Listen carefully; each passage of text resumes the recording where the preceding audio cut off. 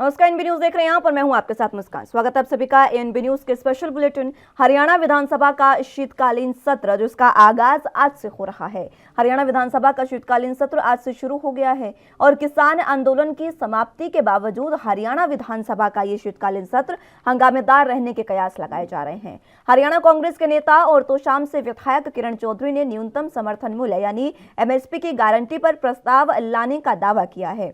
विधानसभा speaker Gyanchand Gupta ने हालांकि इस प्रस्ताव के बारे में कोई जानकारी होने से इनकार कर दिया है। हरियाणा विधानसभा का शीतकालीन सत्र 22 दिसंबर तक चलेगा।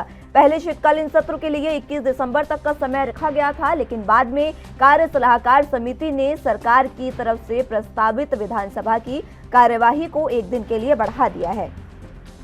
अब एक रिपोर्ट के मुताबिक किरण चौधरी ने न्यूनतम समर्थन मूल्य गारंटी पर प्रस्ताव लाने की बात कही है। किरण चौधरी ने अपील की है कि सभी 90 विधायकों को इस प्रस्ताव को समर्थन इसका करना चाहिए ताकि किसानों को राज्य में फायदा मिल सके।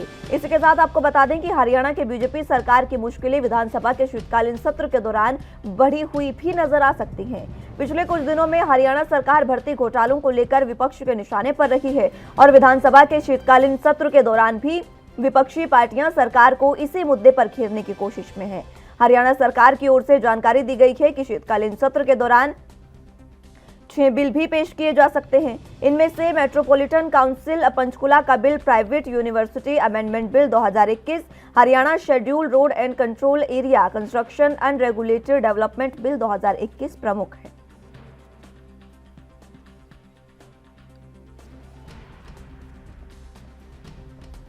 तो हरियाणा विधानसभा का शीतकालीन सत्र जिसका आगाज आज से हो रहा है और इसी में जो विपक्ष है वो कई मुद्दों पर सरकार को घेरने की तैयारी में है। और आपको बता दें कि सदन में एचपीएससी भर्ती घोटाला भी उठेगा और सिर्फ एचपीएससी भर्ती घोटाला ही नहीं, कई अन्य घोटाले हैं जो यहाँ पर उठने वाले हैं। आज से इस सत्र की शुरुआत हो रही है और इस सत्र की शुरुआत में सबसे पहला मुद्दा जो होगा वो किसानों का होगा, क्योंकि किसानों का मुद्दा फिलहाल आंदोलन खत्म हो चुका है। बावजूद इसके एमएसपी की गारंटी को लेकर लगातार इस पर संशय बरकरार है कि एमएसपी पर कोई बात होगी या नहीं। इसीलिए पूरे तरीके से हरियाणा विधानसभा का सत्र हंगामेदार रहने के आसार है और इसी को लेकर 12 बजे से विपक्षी दलों की बैठक भी लगातार जारी है। 12 बजे ये बैठक होनी निश्चित हुई थी। 12 बजे से बैठक की शुरुआत हुई और उसके बाद अभी तक बैठक चल रही है और विपक्ष जो है वो लगातार इसमें आगामी रणनीति बना रहा है कि किस तरीके से सरकार को इन मुद्दों पर घेरा जाए। कई मुद्दे अहम है, इसमें एसवाईएल का मुद्दा भी उठ सकता है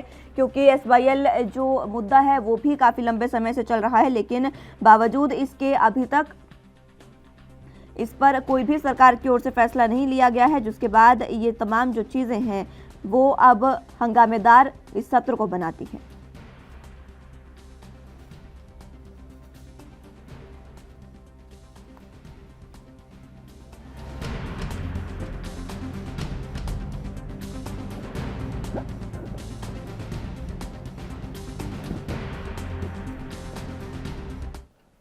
चलिए तो इसी पर चर्चा की शुरुआत कर लेते हैं। हमारे साथ तमाम गेस्ट मौजूद हैं, उनका तारुफ आपसे करवा देते हैं। केवल ढिंगरा जी हमारे साथ प्रवक्ता कांग्रेस से मौजूद हैं और सर्वेश्वर पाठक जी हमारे साथ बतौर राजनीतिक विश्लेषक मौजूद हैं। बहुत स्वागत है सर आप दोनों का एनबी न्यूज पर। और कुछ ही देर में हमारे साथ अटल खंडेलवाल भी प्रवक्ता बीजेपी से जुड़ेंगे और कुछ ही देर में आपको स्क्रीन पर देखेंगे। फिलहाल चर्चा की शुरुआत करते हैं। केवल ढिंगरा जी आप ही से मैं शुरुआत करना चाहूंगी। विपक्ष लगातार जो ये तमाम चीजें हैं उनको लेकर लगातार विपक्ष सरकार पर पहले ही हमलावर है और आज जो है शीतकालीन सत्र में जो आज आगाज होने जा रहा है इसमें विपक्ष जो है वो सरकार को घेरने की रणनीति बनाएगा। सबसे अहम इसमें एचपीएससी घोटाला, भर्ती घोटाला है। क्या कुछ आप कहेंगे और क्या कुछ विपक्ष की रणनीति?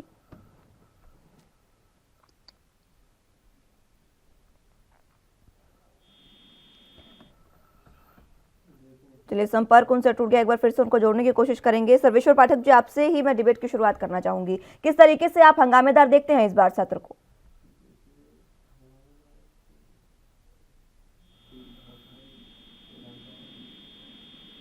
चलिए संपर्क उनसे भी टूट गया, एक बार फिर से उनको जोड़ने की कोशिश करेंगे। लेकिन फिलहाल आपको बता दें कि हरियाणा विधानसभा का शीतकालीन सत्र आज से शुरू हो रहा है। आज से इसका आगाज और एमएसपी गारंटी को लेकर किरण चौधरी जो है वो आज बिल लाने वाली है। आपको बता दें कि लगातार इसी को लेकर जो शीतकालीन सत्र है उसके हंगामेदार रहने के आसार भी जताए जा रहे हैं। हरियाणा विधानसभा का शीतकालीन सत्र 17 दिसंबर यानी आज से शुरू हो रहा है। इसमें आपको बता दें कि कई ऐसे अहम मुद्दे हैं जिस पर विपक्ष जो है वो सरकार को घेरने की रणनीति भी बना रहा है। आज फसल बीमा योजना का मुद्दा भी एक बार फिर से उठ सकता है। चलिए, गेस्ट हमारे साथ एक बार फिर से जुड़ चुका है। केवल जी, आवाज मिल पा रही है आपको?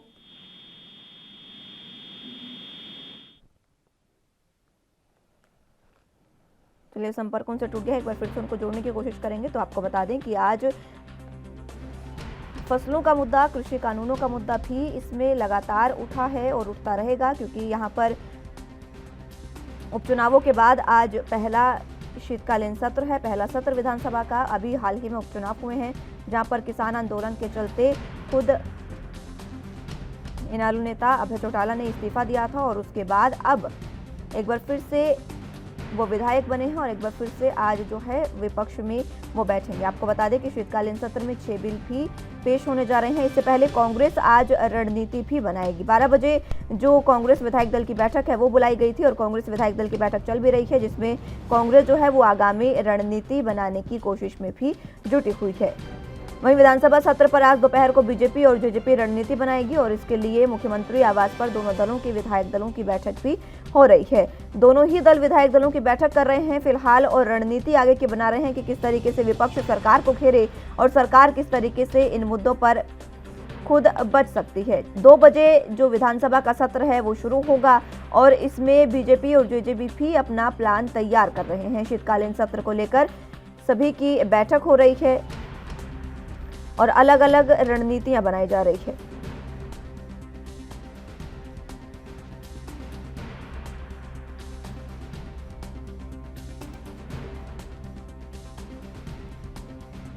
एमएसपी की गारंटी पर आज किरण चौधरी जो हैं वो बिल लाने वाली हैं। प्राइवेट बिल ये होगा जिसमें उन्होंने तमाम विधायकों से अपील की है कि 90 के 90 विधायकों को अब इस पर पूरे तरीके से बात करनी चाहिए और इसका समर्थन भी 90 के 90 विधायकों को करना चाहिए, ताकि समर्थन करने से यहाँ पर किसानों को ही सबसे ज़्यादा फायदा होगा। आपको बता दें कि इसी के चलते इस सत्र के हंगामेदार रहने के आसार बताए जा रहे हैं और इसी के साथ भर्ती घोटाले पर भी आज बातचीत हो सकती है और भर्ती घोटाला ही है जहाँ पर पक्ष और विपक्ष में लगातार टकराव की स्थिति देखने को मिल सकती है। आपको बता दें कि कई चयन आयोग की भर्तियों में लगातार गड़बड़ी के आरोप लग रहे हैं। 33 ध्यानाकर्षण प्रस्ताव इसमें आए हैं। 2 काम रोको प्रस्ताव भी विधानसभा सचिवालय को मिले हैं, जो कि हरियाणा लोक सेवा आयोग और हरियाणा कर्मचारी चयन आयोग की भर्तियों में लग रहे गड़बड़ी के आरोपों को लेकर है। और ये जो गड़बड़ी के आरोप हैं यही वही आरोप है जिस पर सीधे तौर पर सरकार और पक्ष और विपक्ष में टकराव की स्थिति बनेगी। बुलेटिन में यहाँ वक्त एक छोटे से ब्रेक का है, फौरन हाजिर होंगे।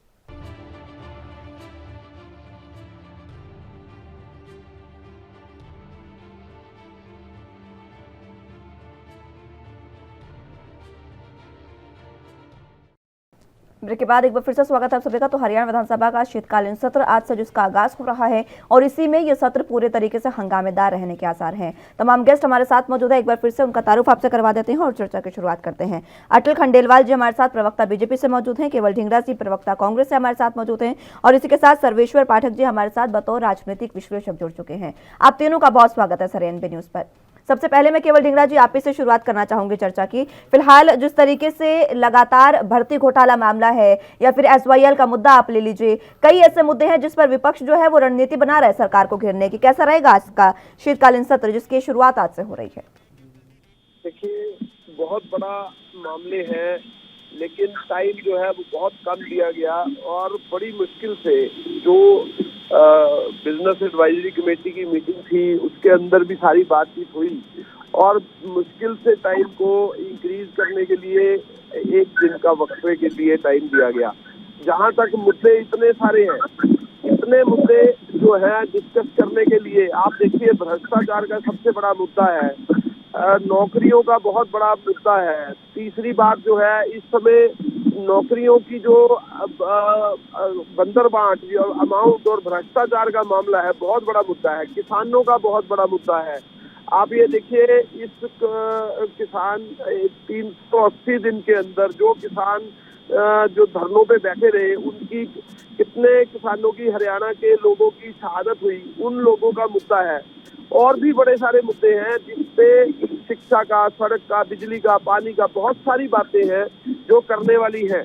लेकिन इसमें क्या है कि ये जो लोग हैं ये इससे बचना चाहते हैं, इसलिए सत्र की अवधि को कम करना चाह रहे थे। हम इस सत्र में सारे मुद्दे उठाएंगे और सरकार को घेरेंगे कि सरकार ने जितने ये काम किए, जो कोरोना काल के अंदर इतनी शहादत हुई, कितने उनके ऊपर बर्बरता हुई हमारे हरियाणा के किसानों के ऊपर, उनके लिए खड्डे खोदे गए, आंसू गैस के गोले छोड़े गए, उनके लिए सड़कें खोद दी गई। आज जो है सोनीपत का इलाका सड़कों के खड्डों में नजर आता है, उसके लिए सारी चर्चा का विषय है। और इसके लिए हम सरकार को पूर्ण रूप से घेरने के लिए तैयार बैठे हैं और सरकार को ये मनवाने के लिए आतुर करेंगे कि सरकार सारी भरपाई करे और सभी लोगों को उनको न्याय मिले। ठीक है अटल जी, आपके पास आना चाहूंगी। खुद केवल ढींगरा जो कह रहे हैं कि समय बहुत कम दिया गया है, इसका कारण यह है कि सरकार बचना चाहती है चर्चा से। कि जैसे जैसे इंफॉर्मेशन टेक्नोलॉजी का विकास हुआ है। हेलो जी, मैं सुन पा रही हूँ, आपका अपनी बात रखें। हाँ, जैसे जैसे टेक्नोलॉजी का विकास, वैसे वैसे सभी जगह पे इस तरीके के घोटाले हो रहे हैं रिलेटेड टू, जैसे राजस्थान में आरपीटी का घोटाला हुआ, उसमें तो कांग्रेस की गवर्नमेंट थी, बहुत बड़ा घोटाला हुआ। भ्रष्टाचार नहीं, हर जगह माना भ्रष्टाचार है, बट हर जगह आपको भ्रष्टाचार से कनेक्ट करने की इन लोगों की आदत है, वो भी गलत है, क्योंकि वो तो कांग्रेस के अंदर ही हुआ। जहां तक किसानों की है, किसानों के तीनों, हालांकि हम अभी भी कहते हैं कि वो बिल्कुल सही थे, किसान वहां गए, शहादत हुई, वो कोरोना काल था, बीमारियां फैल रही थी, बहुत मना किया गया, उसका प्रोटेस्ट करने के अलग तरीके भी हो सकते थे। तो वहां कोरोना से जो लोग मर गए, जो किसान वहां पर 380 दिन पे बैठे हैं तो मर गए, तो उसमें सरकार क्या करे? वो तो घरों में भी मरे। पूरे विश्व में कोरोना के अंदर बहुत सारे लोगों की डेथ हुई है। ये इसको भुनाने की कोशिश कर रहे हैं और बाकी कुछ नहीं। सरकार क्यों बचेगी? सड़कें इन्होंने ही खोदी, अब उसको रिपेयर कराने में बल्कि थोड़ा समय तो लगेगा ही। किसी भी चीज को आप अगर डैमेज कर दोगे, उसको वापस से सही करने में जो समय लगेगा, वो वापस से भी रिपेयर होगी, उसके लिए तैयार भी है सरकार। तो मेरा है कि भी आराम है ना, बचने की कहीं पर भी कोई कोशिश नहीं है। केवल मुद्दों को, समस्याओं को एक दूसरे के साथ बातचीत करके हल किया जाए, थोड़ा समय दे। कृषि कानून हम तो आज भी कह रहे हैं सही थे, और आने वाले वक्त में पक्का से यही लोग जितने भी जो इन लोगों के साथ थे, ये वापस से ये बोलेंगे कि ये कृषि कानून लाओ। ठीक है अटल जी। सर्वेश्वर जी, आपके पास मैं आना चाहूंगी। आज शीतकालीन सत्र की शुरुआत हो रही है हरियाणा में, किस तरीके से आप इसको हंगामेदार देख रहे हैं? और दूसरी तरफ जिस तरीके से अटल जी ने ये बात कही, उन्होंने खुद अपने मुंह से ये बात कही कि अगर वहां पर कोरोना से किसान मर रहे हैं तो उसमें सरकार क्या कर सकती है, इस पर भी आपकी प्रतिक्रिया? देखिए मुस्कान जी, ये सही बात है कि जो किसान बैठे थे 313 से 84 दिन, उसमें बहुत से किसानों की अगर मृत्यु हुई है तो कोरोना के कारण हुई है। और सरकार ने एक बार नहीं, बार उनसे हाथ जोड़ के निवेदन किया। इवन सुप्रीम कोर्ट भी ये लेके आई कि आप रोड जाम करके नहीं बैठ सकते, आप घर जाइए, और इस पे कमेटी बनी है, वो देखेगी। लेकिन ये अपने अराजक तत्व की तरह बैठे रहे। तो कोरोना से तो पूरे भारत वर्ष में लोगों की मृत्यु हुई है, जिसमें किसान भी शामिल है और एक ब्यूरोक्रेट से लेके बिजनेसमैन भी शामिल है। और अगर वहां पे आप जबरदस्ती बैठे थे तो इसमें सचमुच सरकार का कोई दोष नहीं है। किसान आंदोलन अगर कर रहे थे, उसमें आधे से ज्यादा बिचौलिए थे। अगर कर रहे थे तो उसकी भी, अगर इतनी बड़ी बीमारी फैली है तो सबका, देश के हर एक नागरिक का कर्तव्य होता है कि जैसे दूसरे लोग बिहेव कर रहे हैं वैसे ही बिहेव करना चाहिए था। दूसरी बात कि आज से हरियाणा का शीतकालीन सत्र स्टार्ट हो रहा है, तो मुझे भी थोड़ा ये लग रहा है कि जो गवर्नमेंट है उनको थोड़ा 2-4 दिन और एक्स्ट्रा देना चाहिए था। जैसा कि कांग्रेस इन पे आरोप लगा रही है कि जो भर्ती घोटाला हुआ है, स्कैम हुआ है, तो इन पे बीजेपी को उन पे सफाई देनी चाहिए। हेलो जी, मैं सुन जी। जी जी, तो इससे क्या होगा कि दूध का दूध पानी का पानी हो जाएगा। और मुझे कांग्रेस के जो प्रवक्ता जी हैं उनसे निवेदन है कि देखिए, कोई भी सत्र कहीं भी किसी भी स्टेट में या सेंटर में होता है तो वो राज्य के विकास के लिए, वहां के जो समस्या है उसको बात करने के लिए होता है। आप सरकार का विरोध करें लेकिन ऐसा हंगामा न करें कि जिससे कि कोई कार्य न हो विधानसभा में और विधानसभा को स्थगित करना पड़े। अब सरकार को घेरिए, प्रश्न पूछिए, मुद्दे उठाइए। अगर सरकार आपको जवाब नहीं देती है तो फिर दूसरे तरीके अपनाइए, लेकिन विधानसभा को एडजर्न मत करवाइए जिससे कि कोई कार्य ना हो सके। और आपको, हमको सभी को पता है कि इस सत्र में कम से कम 6 बिल पास होने हैं हरियाणा विधानसभा में, जो कि बहुत महत्वपूर्ण है राज्य के विकास के लिए। तो कांग्रेस को भी एक मतलब जिम्मेदार पार्टी और विपक्षी पार्टी होने के नाते सही तरीके से सरकार को घेरने का एक रणनीति अपनाना होगा। ये नहीं कि केवल हंगामे करके विधानसभा को ठप करवा दिए। ठीक है, रणनीति जान लेते हैं। ठीक है पाठक साहब, रणनीति जान लेते हैं। केवल ढींगरा साहब, रणनीति है कि आखिर कांग्रेस की किस तरीके से घेरेंगे आप सरकार को? बिल्कुल, देखिए, हमारी विधायकों की आज सीएलपी की मीटिंग माननीय भूपेंद्र सिंह हुड्डा जी ले रहे हैं और सारे विधायकों की जो 31 हमारे एमएलए हैं उनकी बातचीत हो रही है और इस मामले में हम विधानसभा की जो गतिविधियां होंगी आज की, उसको घेरने का काम जो है हम वो करेंगे। और हम जो अभी बोल रहे थे, ये अच्छी बात कह रहे थे कि हम हंगामा करने की बात नहीं कर रहे, हम हंगामा करना भी नहीं चाहते। हम ये चाहते हैं कि सरकार मुद्दों पे आए। एक तरफ मोदी जी ने कहा था ये काले कानून जो हैं इनको कहा था कि ये बिल्कुल सही है, बाद में उन्होंने खुद माफी मांगी कि हम किसानों को समझा नहीं पाए और हम जो है अब खुद माफी मांगते हैं और किसान कानून, ये जो कानून 3 बनाए थे इसको वापस लेते हैं। तो बीच में ये भी इन्होंने बाद में कहा था कि इस कानूनों को बताओ काला कहाँ है, तो काला कानून तो ये था, इसीलिए तो वापस लिया गया।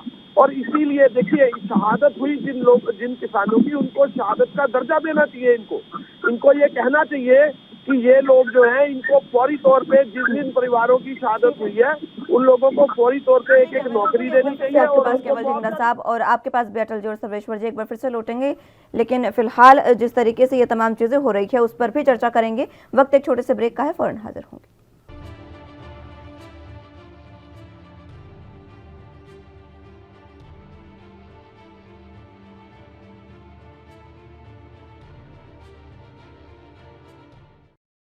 ब्रेक के बाद एक बार फिर से स्वागत है आप सभी का। तमाम गेस्ट हमारे साथ मौजूद है। चर्चा की शुरुआत एक बार फिर से कर लेते हैं। केवल ढींगरा साहब, आप ही से एक बार फिर से चर्चा की शुरुआत करना चाहूंगे। फिलहाल जिस तरीके से ये बात सामने आई है, किरण चौधरी एमएसपी को लेकर एक बिल लेकर आ रही हैं।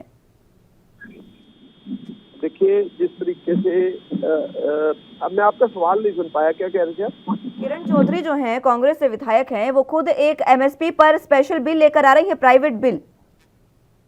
हाँ, बिल्कुल बिल्कुल, मैं आपको ये बताना चाह रहा था कि देखिए, जिस तरीके से एमएसपी की बात है, एमएसपी की एक कानून, एमएसपी पे प्रीवियसली एक नोटिफिकेशन किया था जब हुड्डा साहब की सरकार थी, वो 2007 की नोटिफिकेशन थी, जिसमें एमएसपी की गारंटी दी गई थी कि जिस जो भी कोई फसल को परचेज करेगा, चाहे प्राइवेट मंडी हो चाहे सरकारी मंडी हो, उसको एमएसपी की पूरा अमाउंट मिलेगा, चाहे उससे कम जो खरीदेगा उसके खिलाफ कार्रवाई होगी, ये लिखा गया था।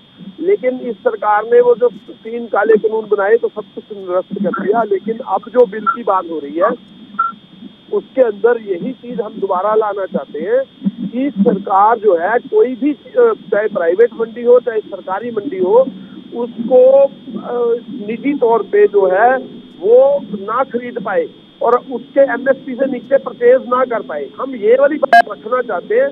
हम अपनी बात रखेंगे, ताकि विधानसभा के अंदर चर्चा का विषय होना चाहिए, उसके बाद जो भी चर्चा होगी उसके हिसाब से बातचीत होनी चाहिए और उसको फाइनल करना चाहिए। ये तो सरकार की बातचीत, सरकार के साथ जब हम विधानसभा के अंदर बात रखेंगे तो वहां पे डिसाइड होगा कि ये क्या होता है इसके पीछे। ठीक है, ये बात तो ठीक है, लेकिन इसी के साथ साथ पेपर लीक मामला भी है, भर्ती घोटाले हैं, कई ऐसे मामले हैं जिस पर सरकार घिर सकती है। उसको लेकर क्या कुछ आप कहेंगे? देखिए, जो भर्ती घोटाला है, आप देखिए लगातार ये जो पूरे 7 साल का कार्यकाल हरियाणा के अंदर भाजपा का रहा, खट्टर साहब की सरकार का रहा, उसके अंदर जगह जगह पे कितने ही पेपर लीक हुए, कितने ही भर्ती के मामले में घोटाले आए।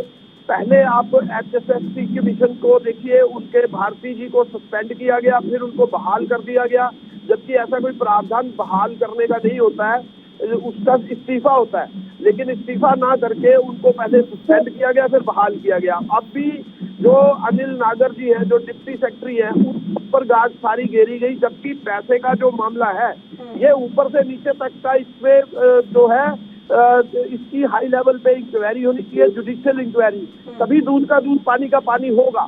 क्योंकि यहाँ पे सिर्फ अनिल नागर जो हैं, जिनके पास पैसे पकड़े गए, नौकरियों के मामले में उनका घोटाला का सारा मामला विजिलेंस की टीम द्वारा जांच के बीच में पाया गया, ये बहुत बड़ा घोटाला है। इसके बीच में किस किस के हाथ है, वो सारी एक न्यायिक जांच ठीक जब है। तक नहीं घोटाला तो होती बहुत तब बड़ा तक ये है, पता अटल नहीं जी चल आपके पास पाएगा। आना चाहूंगी इसी मसले को लेकर। घोटाला बहुत बड़ा है, पेपर लीक मामले का और भर्ती घोटाला जो है काफी बहुत बड़ा, वाकई बहुत बड़ा मामला है। और इसी को लेकर कांग्रेस जो है वो बीजेपी पर लगातार यही आरोप लगा रही है कि बीजेपी सरकार जो है वो कहीं ना कहीं आरोपियों को बचाने की कोशिश कर रही है। कल रणदीप सुरजेवाला ने ये बात कही। आपसे पूछना चाहूंगा आपके माध्यम से, ये 3 जो कृषि बिल का ये विरोध कर रहे हैं, ये 3 कृषि बिल हैं कौन कौन से और इसमें क्या विरोध लायक है? दूसरी बात, जो किरण चौधरी जी एक MSP का बिल ला रही हैं, वो ठीक है, हम तो उसका समर्थन करते हैं कि वो ठीक है, प्राइवेट, वो अभी भी ऐसा ही है। सरकार अभी भी कहती है कि जो मंडी, सरकारी मंडी में MSP का रेट मिलना चाहिए, जो निर्धारित रेट है उससे कम पे खरीदना हो, वो प्राइवेट मंडी में भी ये लागू हो जाएगा। इसके लिए विरोध हमारा है ही नहीं इस बिल पर, हम कहते हैं इसको लाओ। तीसरा, आप कह रहे हो भ्रष्टाचार को लेकर के, तो मैं इनसे पूछ रहा हूँ कि भी कांग्रेस शासन में या पूर्ववर्ती जितनी भी सरकारें बीजेपी के अलावा, वहां पे भी सरकारों के कई नुमाइंदे हैं, वो भ्रष्टाचार में लिप्त रहे, पहले उसे सस्पेंड कर देते हैं, फिर बहाल कर देते हैं। उसका कारण एक प्रक्रिया सभी सरकारों ने अडॉप्ट कर रखी है, उस पे एक बड़ा सा अमेंडमेंट लाया जाए और उस पे कोई बहुत अच्छा सा कोई विधेयक पास हो, तब तो कोई बात है, वरना केवल आरोप प्रत्यारोप जैसा खेल खेलते रहो, उससे कोई फर्क नहीं पड़ना।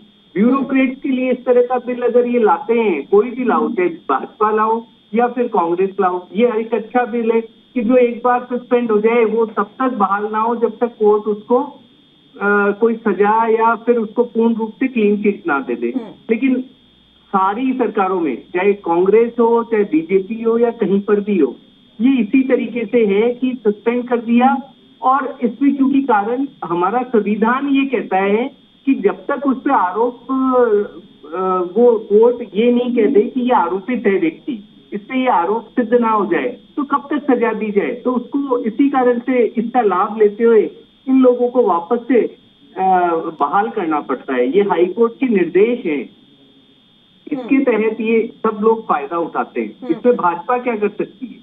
लेकिन पेपर लीक मामला तो बहुत है ना, पेपर लीक मामला जो है वो बहुत लंबा मामला है अटल जी। पेपर लीक मैं पूछ रहा हूँ आपसे, पेपर मैं लौटूंगी अटल जी आपके पास, पेपर लीक मामले पर बात शुरू करेंगे, लेकिन फिलहाल वक्त एक छोटे से ब्रेक का, फौरन हाजिर होंगे।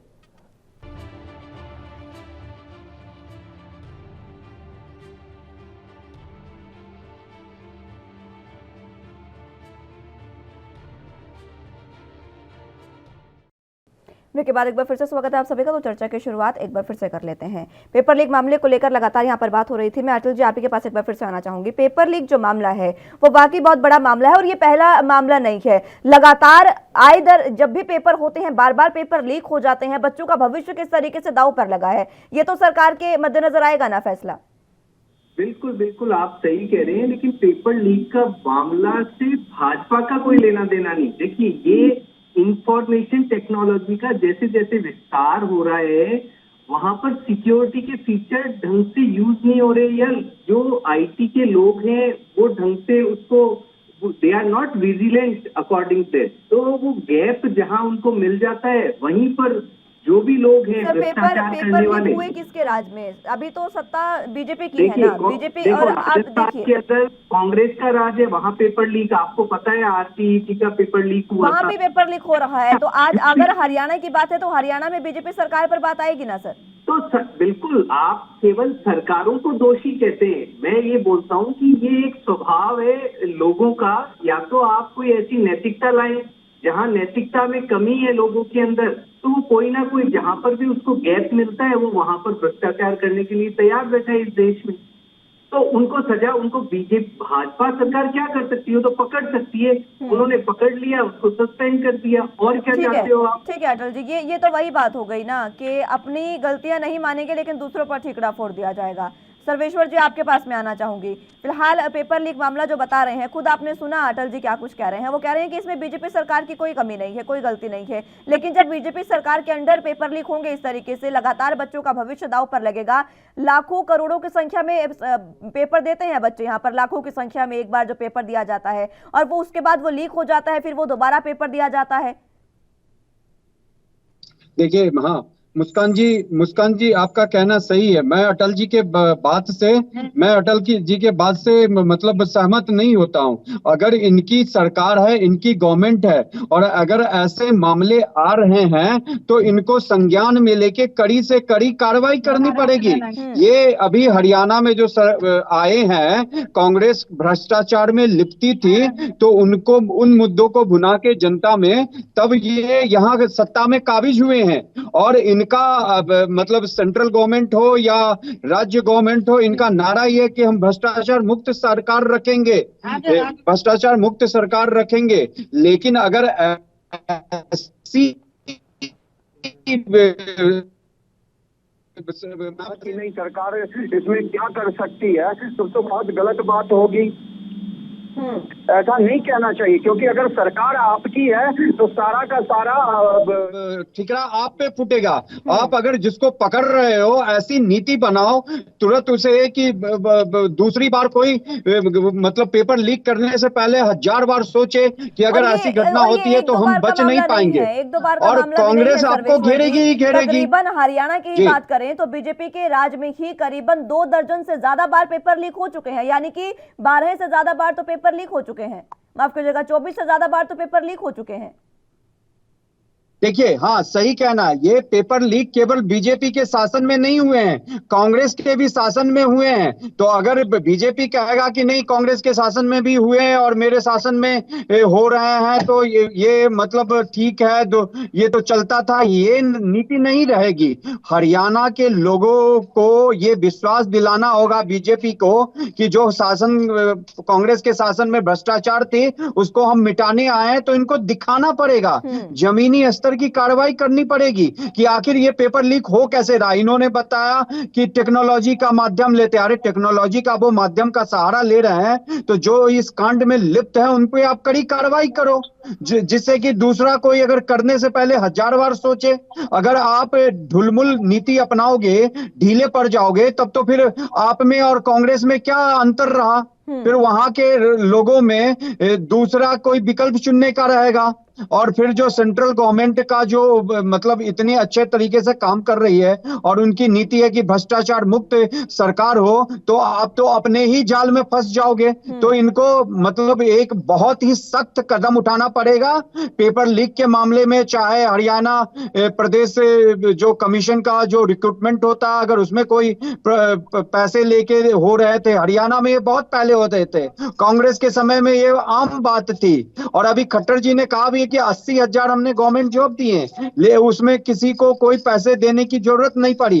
तो आप ये विपक्ष और वहां की जनता को दिखाओगे जमीनी स्तर पे कार्रवाई करके, अगर कोई ऐसा शख्स शामिल होता है पेपर लीक में। तो ये सरकार कह रही है कि हमने इतनी नौकरियां दी है, लेकिन बावजूद उसके कांग्रेस का अभी भी यही सवाल है कि रोजगार का मुद्दा अभी भी हरियाणा में जगा हुआ है। केवल ढिंगरा साहब,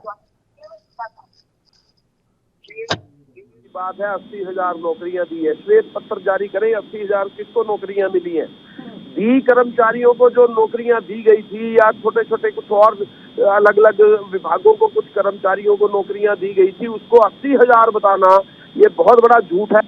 आप ये कह रहे हैं 24 पेपर लीक हुए, मैं कह रहा हूँ 37 पेपर लीक हो चुके हैं और 37 पेपर जितने आप एक पिछले दिनों एक कांस्टेबल का पेपर लीक हुआ, उसमें 9 लाख लोगों ने से पैसे लिए इस सरकार ने, और उसके बाद वो पेपर लीक हो गया। तो 9 लाख बच्चों से पैसे लेने के बाद अगर वो पेपर लीक होता है तो वो कितना बड़ा घोटाला है, ये आप पहले संज्ञान लेके देखिए। और उन लोगों से पैसा लेने के बाद वो पेपर लीक हो जाता है। इस तरह से 37 पेपर 7 साल के अंदर लीक हो तो बार बार पूछ रही हूँ, मैं लौटूंगी आपके पास। अटल जी, अभी आपने सुन भी लिया होगा, कांग्रेस की प्रवक्ता हमारे साथ मौजूद हैं। 37 पेपर लीक मामले की बात वो कर रहे हैं, लेकिन अभी जिस तरीके से उन्होंने एक एग्जाम्पल दिया, एक कांस्टेबल भर्ती परीक्षा में ही जिस तरीके से वो लीक हुआ, कितने 9 लाख से ज्यादा बच्चे वहां पर मौजूद थे। यानी कि सरकार ने तो एक राह बना ली है कि राजस्व बच्चों से एक तरीके से वसूल रही है सरकार। हर बार उनसे पैसे लिए जाते हैं, फॉर्म भरवाए जाते हैं, तमाम चीजें होती है, उसके बाद पेपर लीक। पहले तो आपको मैं बिल्कुल क्लियर कट बता दूं कि जो पेपर लीक होता है उसमें दोबारा से फीस लेने का कोई प्रावधान नहीं, पहली बात। दूसरी बात, पेपर लीक होने का जैसे ही पता चलता है, ठक्कर सरकार बकायदा उन व्यक्तियों की जांच करवाती है, उन्हें सस्पेंड करती है। और क्या कर सकते हो आप बताइए? क्या सर, मैं कह रही हूँ कि आप पेपर लीक होने ही क्यों देते हैं? पेपर लीक होता ही क्यों है? सबसे बड़ा सवाल ये है। ठीक है, मैं लौटूंगी आपके पास, एक बार फिर से चर्चा की शुरुआत करेंगे, लेकिन फिलहाल वक्त एक छोटे से ब्रेक का है, फौरन हाजिर होंगे।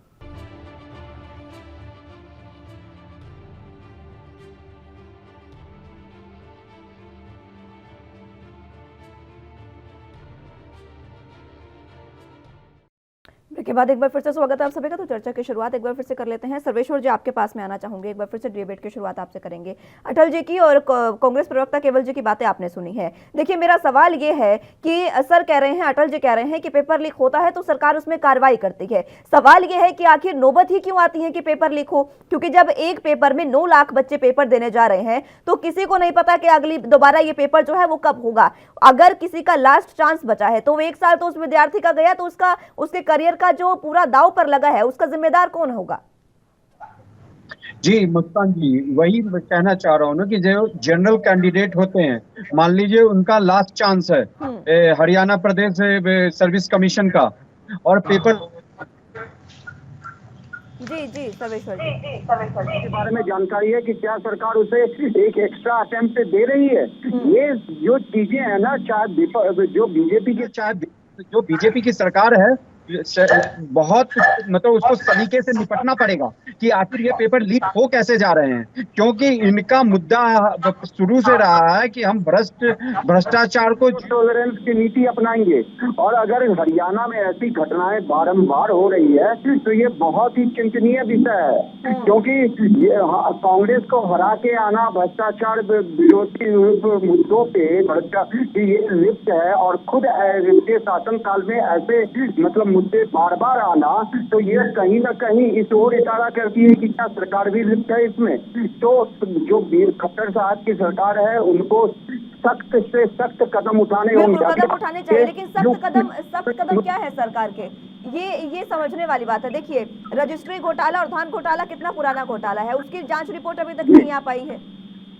देखिए, अगर कोई जो मामला कोर्ट में विचाराधीन है तो उसमें सरकार भी कुछ नहीं कर सकती, क्योंकि अगर कोई मामला कोर्ट में चला गया तो वो कोर्ट की अपनी तय समय सीमा होती है, उसमें वो करेंगे। लेकिन अगर कोई घोटाले की जांच या ऐसे पेपर लीक की जांच सरकार अपने स्तर से कर रही है तो उसकी प्रक्रिया में उनको तेजी लाना पड़ेगा और न्यायपूर्ण होना पड़ेगा और पारदर्शी सरकार की छवि पेश करनी पड़ेगी। और ये बार बार जो हो रहे हैं, इसको रोकने के मतलब पुख्ता इंतजाम करने पड़ेंगे, नहीं तो फिर मैं बार बार वही कह रहा हूँ, तो फिर कांग्रेस में और बीजेपी में क्या अंतर रह जाएगा। और खट्टर साहब की छवि जो है एक बहुत ही साफ सुथरी छवि है, मुझे नहीं लगता कि वो अपनी छवि पे ये दाग लगा के जाएंगे। लेकिन कहीं ना कहीं सरकार को आईना दिखाने का काम भी तो विपक्ष का है ना, विपक्ष की भूमिका भी सक्रिय होनी चाहिए। लेकिन कहीं ना कहीं देख रहे हैं हरियाणा में कि विपक्ष जो है वो इतना सक्रिय है ही नहीं कि सरकार को उसकी तमाम खामियां गिनवा सके। फिलहाल एक बार फिर से शुरुआत करेंगे चर्चा की, लेकिन वक्त एक छोटे से ब्रेक का, फौरन हाजिर होंगे।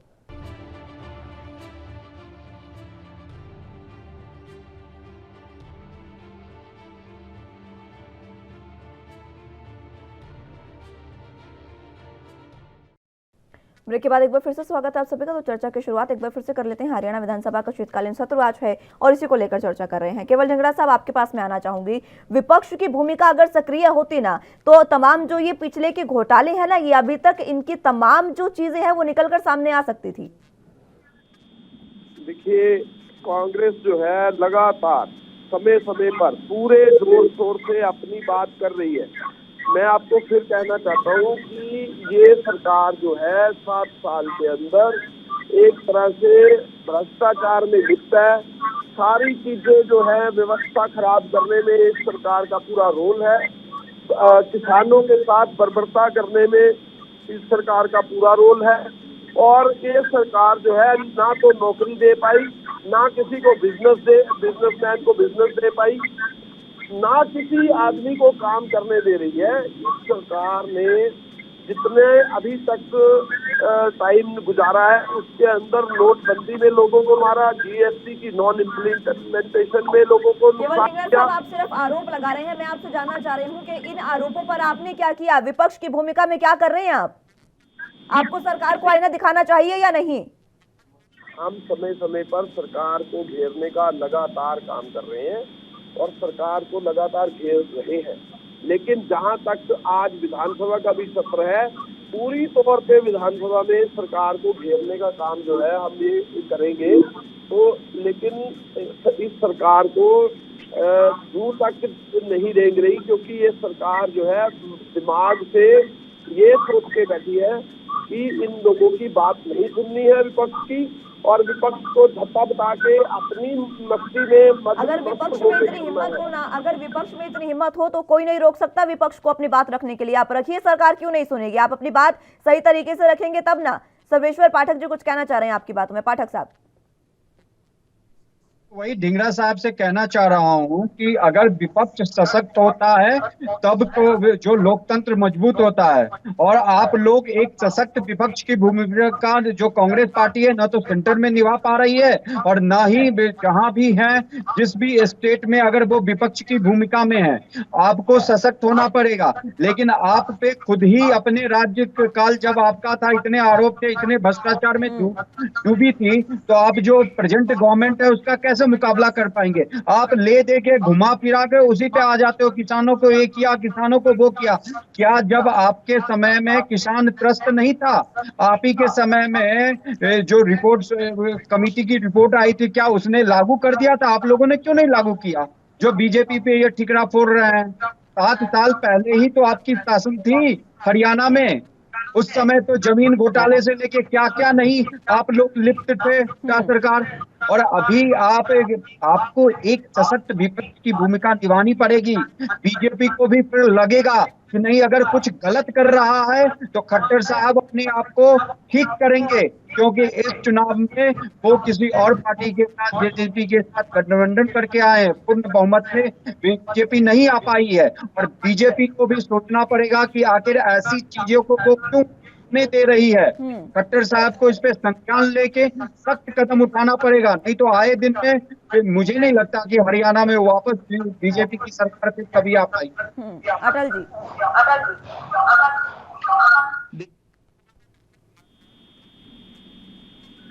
देखिए मुस्कान जी, 10 साल के अंदर ना तो कोई भी पेपर लीक हुआ हरियाणा के अंदर जो हुड्डा साहब की सरकार थी, ना ही कोई भ्रष्टाचार का मामला आया 10 साल के अंदर। अगर कोई आया तो मुझे ये सब धीरे धीरे खत्म होता ही जा रहा है। उसमें जो टाइम लग रहा है वो लग रहा है, लेकिन मैं लौटूंगी खट्टर साहब ने और भाजपा गवर्नमेंट। अटल जी, जी बेसिकली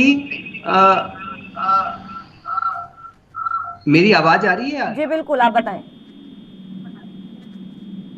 ये कहना चाहता हूं कि धीरे धीरे है ना, कोई भी चीज चाहे भ्रष्टाचार हो या किसी भी तरीके का सड़क, पानी, बिजली की योजना हो, वो एक टाइम बीइंग पर भी उसको पकड़ा जाना, उसके लिए अधिनियम लाना, ये सारे के सारे कार्यक्रम हो ही रहे हैं। उनको पकड़ा जाता है, सस्पेंड किया जाता है, और क्या कर सकती है? आप खुद ही कह रहे हैं कि भी कोर्ट में कोई चीज विचाराधीन हो जाती है तो कोर्ट एक लंबा समय लेता है उस पर कोई कार्रवाई करने के लिए। उसमें सरकार कुछ भी नहीं कर सकती उस जीरो वक्त तक टॉलरेंस तो। की नीति की बात करती है अटल जी बीजेपी की सरकार। जीरो टॉलरेंस किसे कहते हैं ये आप समझ रहे हैं?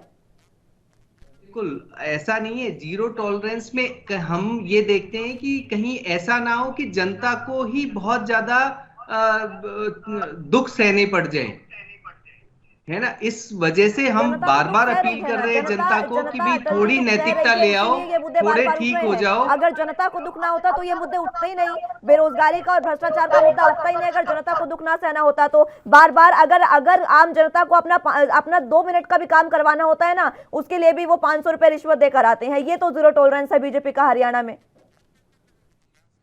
देखिए ऐसा है कि अगर इतना दुखी थे तो बीजेपी को, है ना, किसी कारण से लाए होंगे ना ठक्कर सरकार को। भाई पहले ठीक है, समय की कमी है। बहुत शुक्रिया आप तीनों का हमारे साथ जुड़ने के लिए और चर्चा हमारे साथ करने के लिए, लेकिन फिलहाल मैं नहीं लौट पाऊंगी पाठक साहब, समय इतनी ही इजाजत देता है। बहुत बहुत शुक्रिया आपका हमारे साथ जुड़ने के लिए तीनों का और चर्चा हमारे साथ करने के लिए। लेकिन फिलहाल विधानसभा का शीतकालीन सत्र अभी कुछ ही देर में शुरुआत होने जा रही है, जिसकी 2 बजे इसका समय निर्धारित किया गया है और शुरुआत होगी। लेकिन इसकी शुरुआत किस तरीके से धमाकेदार रहने वाली है और विपक्ष की क्या भूमिका होगी सरकार के खिलाफ, यह देखना अहम होगा। फिलहाल के लिए मेरे साथ इस बुलेटिन में बस इतना ही। तमाम अहम खबरों के लिए आप देखते रहिए एनबी न्यूज। नमस्कार।